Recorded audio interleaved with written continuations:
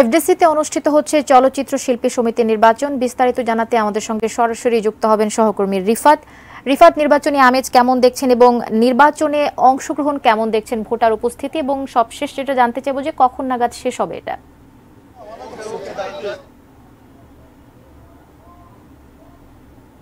কবিতা, সকাল গড়িয়ে এখন দুপুর। আপনারা দেখছেন সকাল থেকে এখানে যে শিল্পীদের বাংলাদেশ চলচ্চিত্র শিল্পী সমিতির যে নির্বাচনের ভোট গ্রহণ সেটি শুরু হয়েছে এবং ঠিক সকাল 9টা থেকে ভোট গ্রহণ শুরু হয়েছে।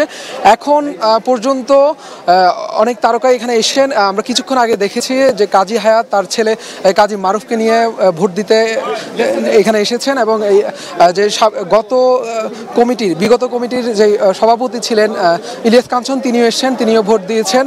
কিছুক্ষণ আগে বসেন অভিনেতা কাজী হায়াতের পাশাপাশি আবুল হায়াত এসেছেন এবং এর কিছুক্ষণ আগে আসাদুজ্জামান নূর তিনি এসেছেন, তিনিও ভোট দিয়েছেন।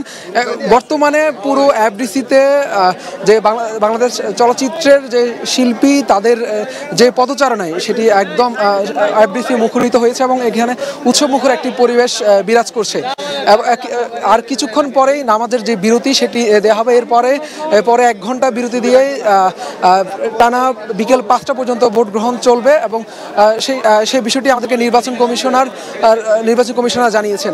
বর্তমানে পুরো এফডিসিতে যে শিল্পীদের চলচ্চিত্রে যে তারকারা রয়েছেন তারা এসছেন এবং তারা তাদের ভোটাধিকার প্রয়োগ করছেন এবং এর পরবর্তীতে তারা নিজেদের সাথে যে কুশল বিনিময় সেটি করছে এবং তারা এখানে যে আনন্দ ঘন যে পরিবেশ সেটি বিরাজ করছে এবং তারা নিজেদের মধ্যে হাসি ঠাট্টায় মেতে উঠছেন এবং সব মিলিয়ে বলা যায় এখানে যে পরিস্থিতি সেটি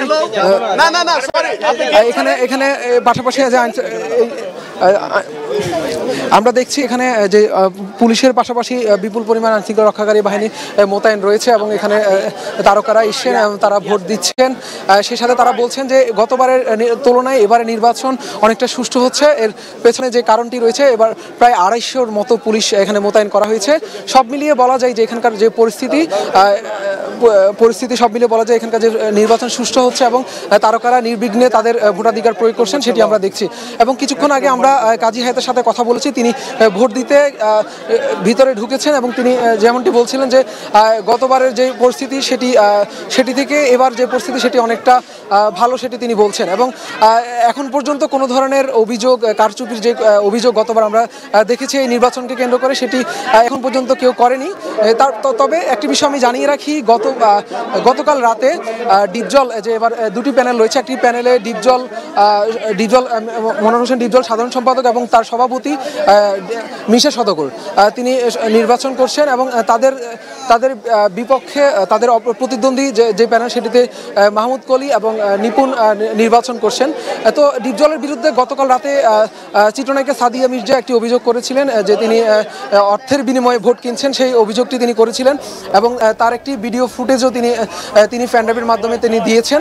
তো সব মিলিয়ে বলা যায় যে এখানকার যে পরিস্থিতি সেটি অনেকটা উৎসবমুখর পরিবেশের মাধ্যমে ভোট গ্রহণ চলছে।